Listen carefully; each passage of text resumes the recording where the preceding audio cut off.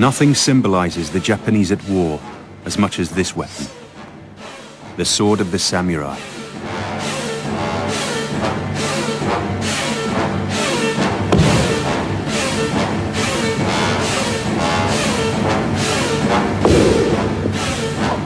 It is the ultimate cutting weapon. It is designed to cut. It's a terrible weapon, and it will cut. What the Colt 45 is to America, the samurai sword is to Japan, the stuff of national myth. The Japanese sword is perfectly capable of cutting through iron plates or even other sword blades without becoming damaged. But it is revered for more than just its pitiless beauty and deadly precision. The sword was a weapon that represented the samurai himself. The great shogun Tokugawa Ieyasu referred to the sword as the soul of the samurai. For this is the weapon that saved Japan from one of the most warlike empires in history, the Mongols.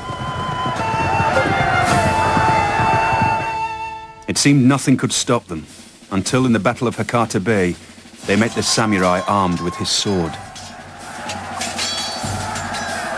This was the sword that kept Japan Japanese.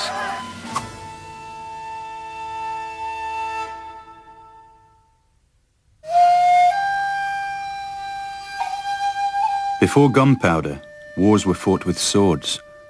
But of all the thousands that have existed in history, only one remains as potent today as it did 1,000 years ago. The Japanese sword of the samurai.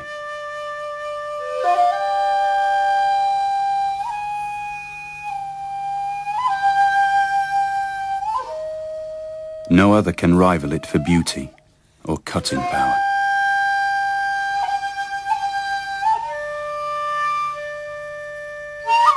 For 1,000 years, swordsmen have agreed that where the cut is concerned, the best weapon is this, the Japanese sword. It has a curve to the blade, and this means that when you strike at your opponent, only one little bit of the curve reaches the target first, and then as you swing, the rest bites in, bites through, and cuts to the bone.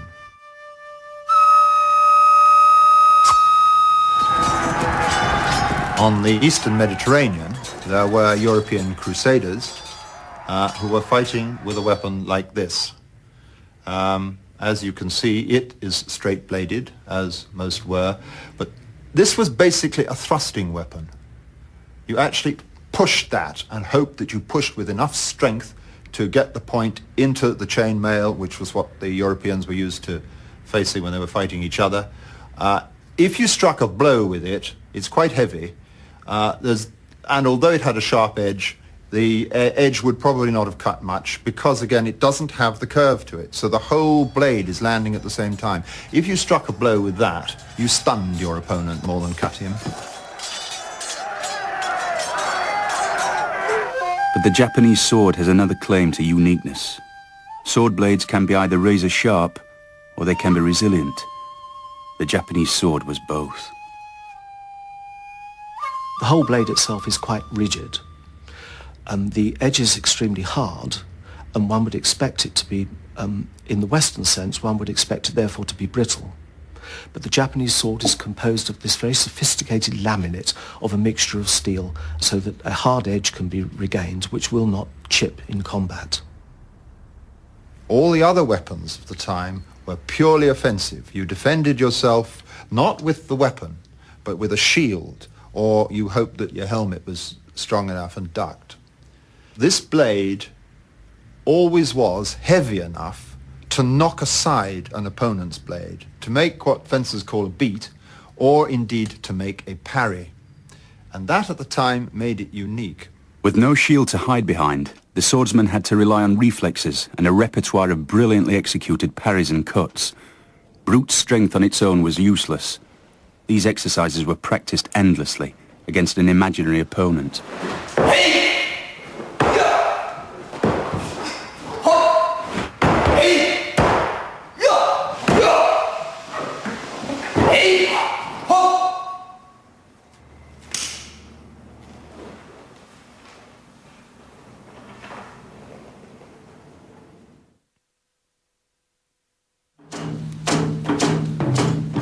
sword was the mark of a samurai.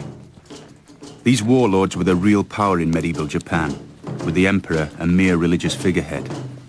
The samurai's word was law, particularly on the question of swords. No one else could wear one, on pain of death.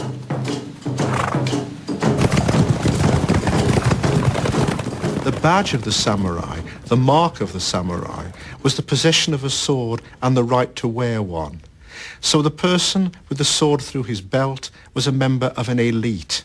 It was the symbol of his authority. It was the weapon with which he had been trained.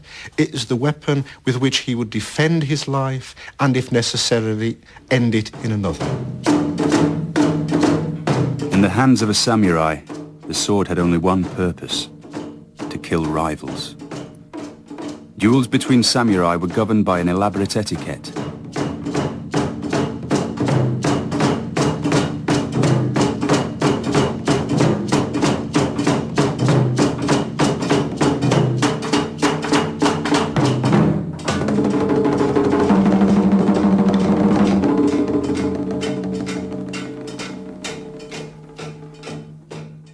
日本軍はいわば小グループのあるいは個人戦なんですね。馬に乗った、集団がお互いに名乗り合って、自分の名前を名乗るわけですね。これはどこの誰かわからないような人間と、戦ってもしょうがないと、こういう考え方からで、まず自分の名前を名乗れば向こうも、それに対して相手も名前を名乗る。そして両方誰と誰か確認した上でですね、戦うという、非常に個人戦闘と。 The secret of the Japanese sword lies in the extraordinary way in which it is made. To this day, sword makers continue to forge them in a complex process that dates back 1,000 years and yet remains one of the most sophisticated ever devised. The origins are Chinese, but it took the Japanese to perfect a technique that solved the dilemma at the heart of all sword making: how to combine a hard, sharp, cutting edge with a blade that will not break in combat.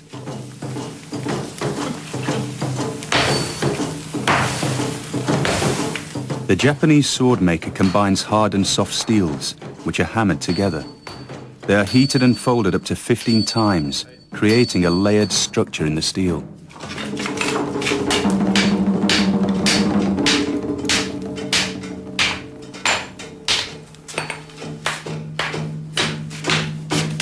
When finished, the sword can have over 30,000 layers.